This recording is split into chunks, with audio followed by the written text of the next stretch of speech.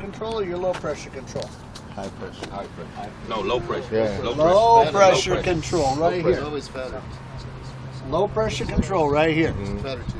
Does it have a high pressure control? No.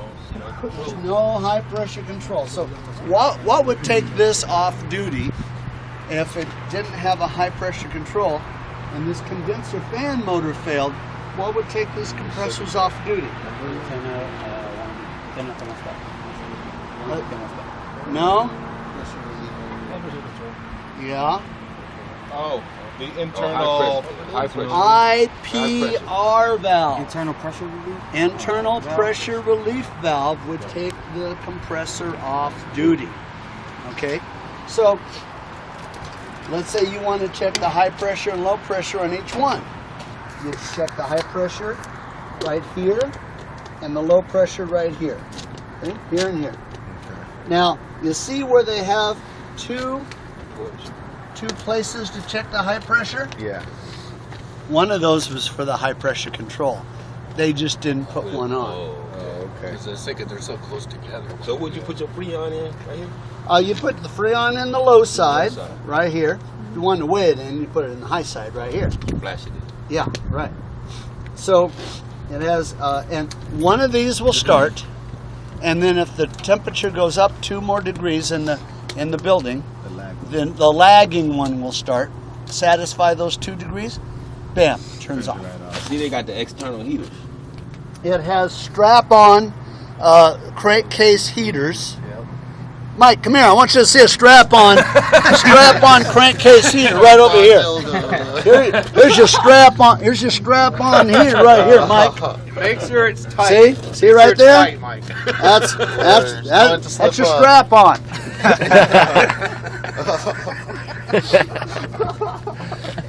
You get that, Mike? Okay. It's going to become against a lot of pick on gay people now. Okay. This is a 3-phase compressors. 3-phase compressors. That's why when you look up here, you see 1, 2, 3 lines coming off your contactor. Okay. Now, if you look, there's a tiny little contactor right there. That's a fan. That's for the fan. And is that what the run? Yes. For the And fan. the run is for the fan. So, 3-phase for the compressors, single-phase fan. You find that a lot Okay. because they just grab 2 legs of the 460. When you have 460, okay, you're going to have 230 and 230. Okay? Now, somebody asked me, how come it's got 2 transformers? Well, you see that big transformer right there? Yeah. Okay. That steps the voltage down to either 110 or 230. And that'll be the control. That's for the control.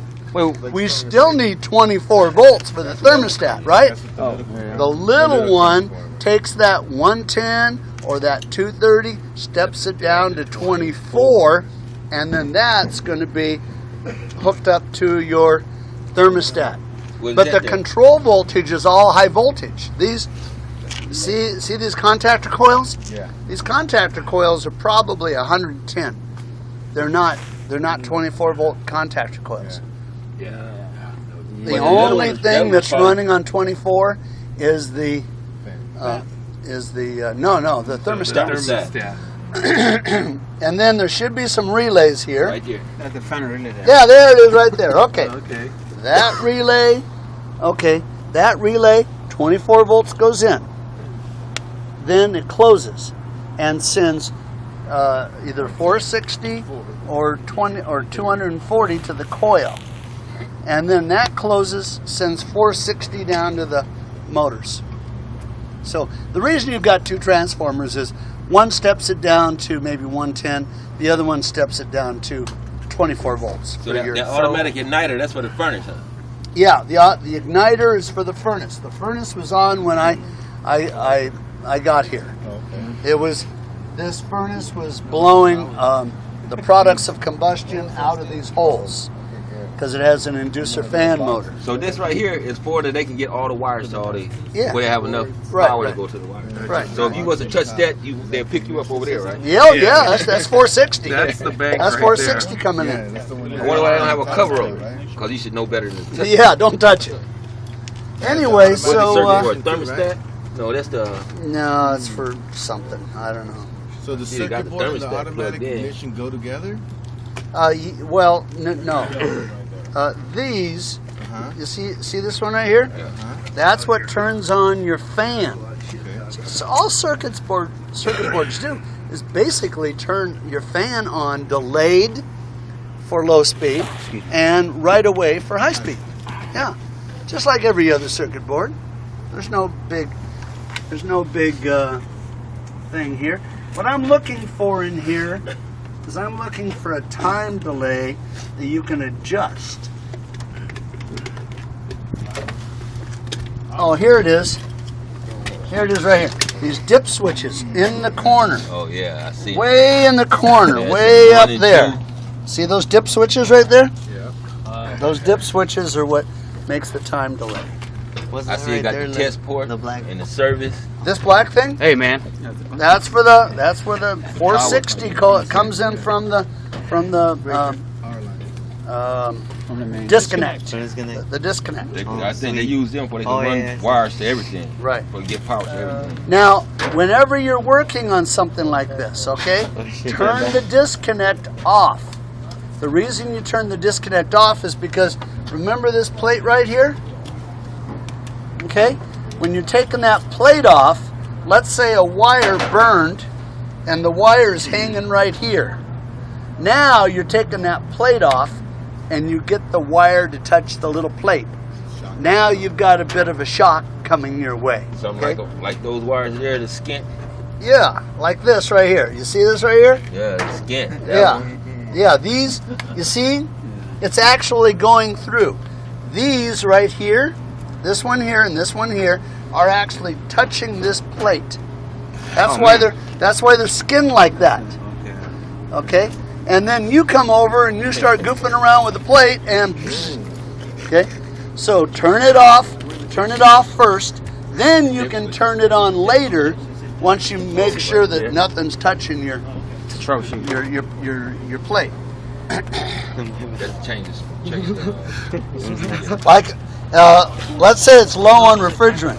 It'll be cycling on and off on these low pressure controls. Let's say it lost all the refrigerant. The compressor will just stay off. Now the lagging one will kick in. That's why a lot of times when you get called, it's because both of them have failed finally. Because, see, this is big enough to run that cafeteria Just with one compressor. with one compressor. You only need it on really hot days or if you're having a banquet. Let's say you go to a place, a restaurant, and they have a Body banquet heat. hall. A lot of people. Yeah, bunch of people, hot day, you know, it doesn't keep up with demand. Yeah. But a lot of times, you'll be called out and both units are not working. So it'd be because of low refrigerant, right? Might be low refrigerant. Hell, it might be. This only has one condenser fan motor. Run two Could compressors. be the fan. Could be the fan. Could be a leak. What else? There's a lot of room to work on stuff in here. Two condensers in there too. There's two condensers. If you look down here, it says circuit 1, circuit 2. Oh, okay. There's two condensers there. Oh, built into one thing. Yeah, One case. they're like this. Yeah. There's two condensers, but they're like this. Yeah. Okay. Fan upstairs. Any questions on this? We have one of these on our roof at home, but not this big. Yeah. It's just one. Yeah. It's just one. Yeah. I done had it apart. Oh, did you look in it? Yeah. Did you?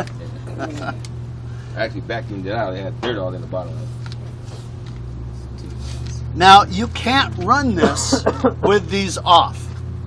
If you want to run this thing, you need to take the cover and you need to put the cover from here to there. That's because if you look in there, you can see the fan. You can see the fan. Yeah. So instead of the air coming through the condenser, the air just goes right in here. So you got to take that cover, put your gauge